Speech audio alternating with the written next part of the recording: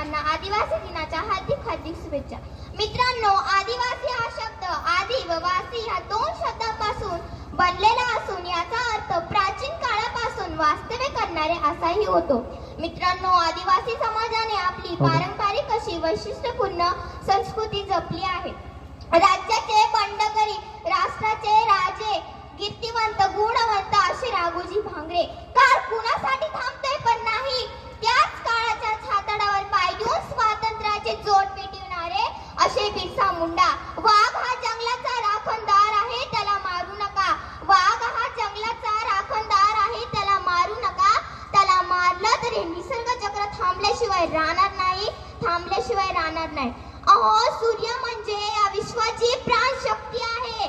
सूर्य म्हणजे या विश्वाची प्राण शक्ती आहे. नदी नाले ओढे म्हणजे या विश्वाचे सळसळते रक्त आहे.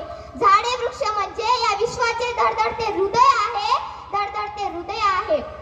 पाखरा संगे गातोय गीत, नदी नाल्यांचे आहे संगीत. पाखरा संगे गातोय गीत, नदी नाल्यांचे आहे संगीत. मी जंगलाचा रहिवासी, या देशाचा मूळ निवासी, या देशाचा मूळ निवासी. मित्रांनो, आपली आदिवासी संस्कृती खरंच खूपच सुंदर आहे. नृत्यकला, वाद्यकला, पोशाख कला आणि आहार विहार यांची तर बातच न्यारी हो, यांची तर बातच नाही. देणाऱ्याने देत जावे, घेणाऱ्याने घेत जावे. देणाऱ्याने देत जावे, घेणाऱ्याने घेत जावे. घेणाऱ्याने घेता घेता देणाऱ्याचे हात घ्यावे, देणाऱ्याचे हात घ्यावे. या युक्तीप्रमाणे आदिवासी संस्कृतीने आपल्या देशासाठी खूप काही दिले आहे आणि केले आहे.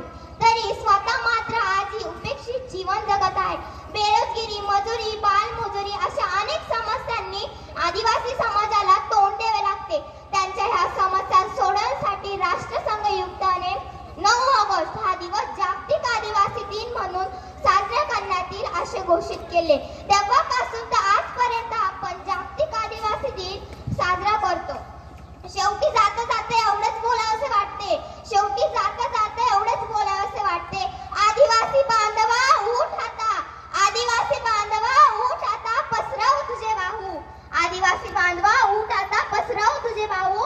आणि प्रगत घे प्रगती आणि यशाला, आणि कवेत घे प्रगती आणि यशाला. एवढे बोलून मी माझ्या भाषणाला पूर्ण विराम देते. धन्यवाद. जय हिंद, जय महाराष्ट्र.